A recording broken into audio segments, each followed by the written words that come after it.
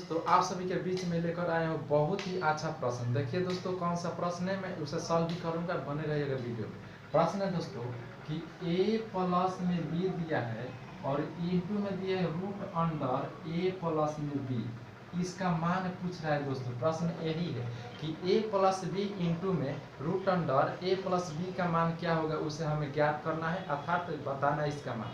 तो देखिए दोस्तों कैसे बनेगा। फर्स्ट ऑफ ऑल आप लोग जानते होंगे कि रूट का अर्थ होता है किसी भी संख्या पर यदि रूट चढ़ा हो तो उसका अर्थ होता है कि 1/2। आप लोग जानते होंगे।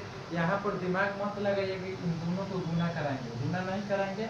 गुना कराएंगे तो ये सॉल्व नहीं होगा दोस्तों। यहाँ पर आपको एक नियम लगाना होगा कि रूट का अर्थ होता है 1/2। क्या होता है दोस्तों, रूट का अर्थ क्या होता है, किसी भी संख्या पर 1/2। तो मान लीजिए इस रूट को मैं हटाऊंगा तो a प्लस बी के पावर 1/2 लिख सकता हूँ कि ना, स्वतंत्र रूप लिख सकता हूँ। तो देखिए दोस्तों इसको लिख लीजिए a प्लस बी और इंटू में a प्लस बी, और जब रूट हटाएंगे तो रूट का मान 1/2 होता है, तो ऊपर लिख लीजिए 1/2। अब यहाँ पर घात और घातांक का नियम लगेगा, यानी उसका सूत्र फॉलो होगा। देखिए दोस्तों कैसे, देखिए दोस्तों कि a प्लस बी में गुना कराना है a प्लस बी के पावर 1/2 से। तो मान लीजिए यहाँ पर कुछ नहीं है तो पावर 1 दे सकते हैं कि नहीं, a प्लस बी के पावर 1 दे सकते हैं, दे सकते हैं। तो सेम उसी प्रकार कि a प्लस बी के पावर 1 इंटू में a प्लस बी के पावर 1/2।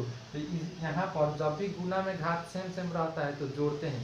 आप लोग नियम पढ़ेंगे कि a के पावर m गुने a के पावर n होता है a के पावर m प्लस n, अर्थात दोनों घात को जोड़ते हैं। ठीक है दोस्तों, तो यहाँ पर वही नियम फॉलो होगा।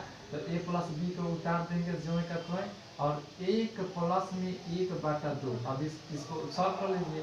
तो a प्लस बी और यहाँ पर एक मान कर एलसीएम लीजिए तो 1 2 का एलसीएम 2 हो जाएगा। 1 के टेबल में 2 2 बार में है तो ऊपर वाला आ जाएगा 2, और प्लस में 2 के टेबल में 2 1 बार में है तो 1 होगा।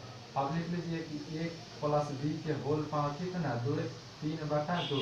तो इसका आंसर इतना ही आएगा दोस्तों। आई होप आप लोग समझे होंगे इस प्रश्न को। फिर मिलते हैं हम अगले वीडियो में। Best of luck.